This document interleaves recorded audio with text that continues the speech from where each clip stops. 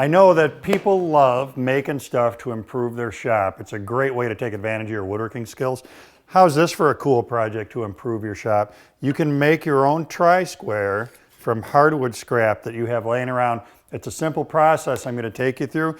Now, be sure to look for part 1 and part 2 of the series to get you through all the steps, start to finish. Here's what you're going to do to get rolling on this. We have to prep a couple pieces, and there are a few things that are real important. We want parts for the handle that are 1/4 by 1.5. And if you make a piece that's about 18 inches long, you'll have plenty of wood to work with. For the blade, we're going to make a piece that's 1/4 inch thick, 1 3/4 wide, and we only need this to finish out at 8 inches, but it's a little easier to work with if you start with a piece that's a little bit longer. Now here's the critical thing. This will make sense when we put everything together. These parts need to be exactly the same thickness. Because what we're doing here is we're using kind of a bridle joint type assembly. The way that we're going to make that happen is with layers of wood. So when we put these layers together, in order for the blade to slip into the joint, it has to be exactly the same thickness as that center layer. So when you make up your parts, make sure they're exactly the same thickness. Hit this one more time. 1.5 wide for the handle pieces, 1 3/4 wide for the blade. So get those parts set. Then what I'm going to do is I'm going to get these cut to length. We'll come back and talk about what those lengths are and look at the assembly step. I've got my parts cut to length, and here's what those lengths are. The center piece of the handle, the one that eventually the blade is going to go up against, is cut to 4.5 inches long. The 2 outer pieces are cut to 6 inches long.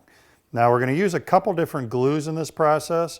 Conventional yellow glue is fine for the step that we're doing here. I'm going to butter up both sides of this center piece.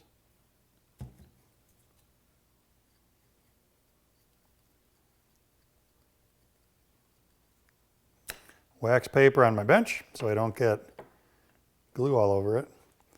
And when you put this together, what you want to do, you know, sometimes parts can slip a little bit when you're gluing them. So make sure that the edges stay nice and flush and the end grain stays reasonably flush. Doesn't have to be absolutely perfect, but it's nice if it's pretty darn close.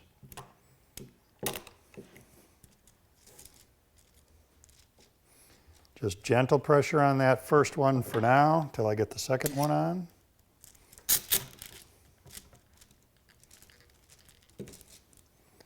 Making sure I'm registered, I'm flush across the top.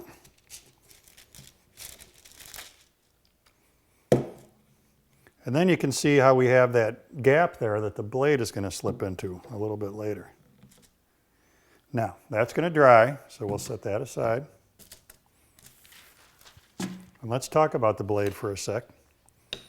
I've got this cut to 8 inches. There's nothing magical about that. You could go a little longer, you could go a little shorter. The one I'm showing you here is cut at 8.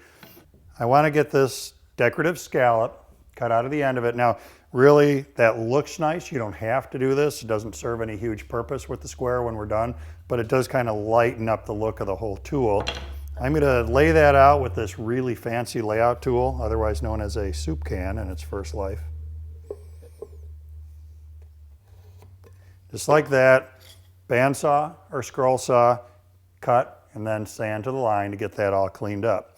Now, one of the things I want to point out about this while we're here is this is a great spot to take advantage of some cool looking pieces of wood you have laying around the shop, because the pieces we need are so tiny. So it's a great way to use up some pretty scrap like the sapele handle I'm using here and the figured maple that I'm using for the blade. Now let's do one more thing while that glue is drying. We're going to pin everything together when we're done with non-coated brass brazing rod. You can get this from welding suppliers, you can get it from hardware stores. What we want to do is drive and glue this into a hole. We're going to use CA glue for that. In order for that glue to have some tooth on the rod, it's a real good idea to abrade it just a little bit. So just 220 grit sandpaper, run that over the outside edge of that rod.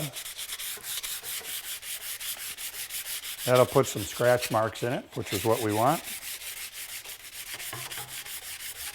And then the other thing we can do while we're waiting for that handle to dry is get our pins cut to length. Overall width or thickness on that handle is 3/4 of an inch.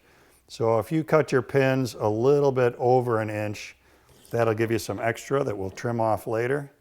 And side cutters will do a great job with this.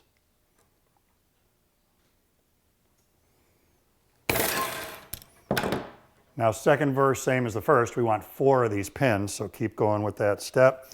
Once you've got a pin, it's going to be easier to engage it in the hole that we're going to put it into if you dome or pointify the end just a little bit, so that instead of the end being square, it's kind of tapered, and that's going to make it easier to start in the hole that we'll drill in the handle.